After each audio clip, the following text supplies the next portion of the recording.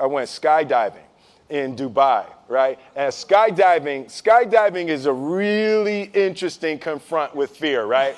So I gotta stand up. I'm sorry, I gotta stand up. All right. So all your friends, what happens? You go out. I dropped my thing. Yeah. So what happens is you go out the night before and you take a drink with your friends, and somebody says, "Yeah, we should go skydiving tomorrow."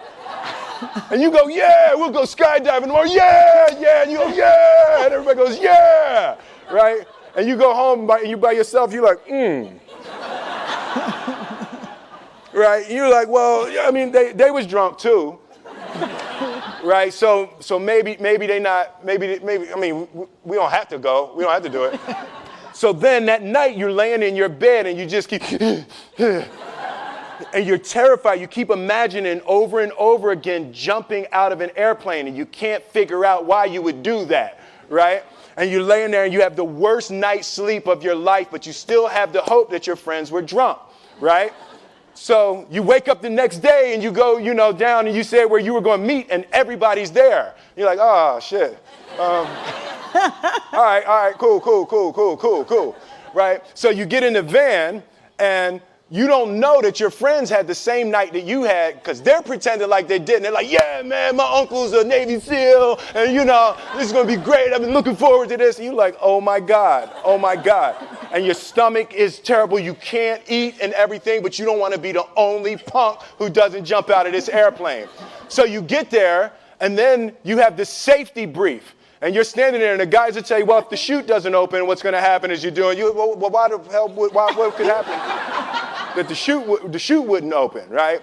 So you do a thing, and what you do is your first jump, you're attached to a guy who is going, he's going to walk you out. So you go, and you get there, and there's an airplane, and nobody's stopping. Everybody's still going. So everything's normal. So you fly and you go up to 14,000 feet, and you notice there's a light. It's red and it's yellow and green, right? So right now the light's red. So then you start thinking at some point the light's going to go green, but you don't know what's going to happen, right? And you wait and it goes yellow and the light goes green and somebody opens the door, and in that moment you realize you've never been in a freaking airplane with the door open.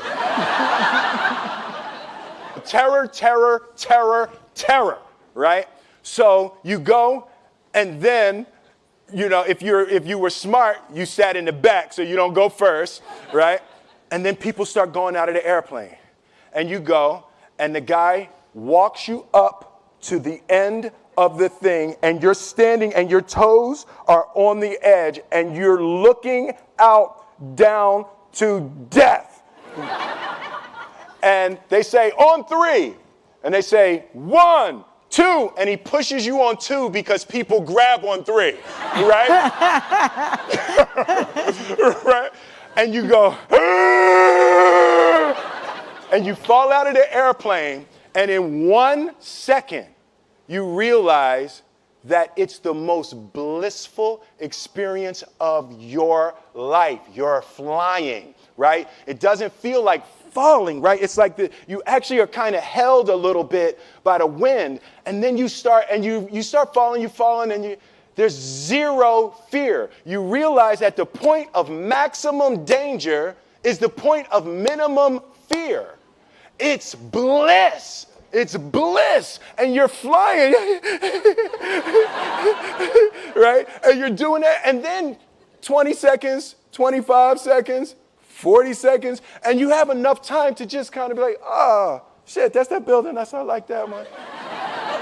Oh, you can see the ocean. Right? You start doing all of that, and the lesson for me was, why were you scared in your bed the night before? What do you need that fear for? Just don't go. Why are you scared in your bed 16 hours before you jump? Why are you scared in the car? Why could you not enjoy breakfast?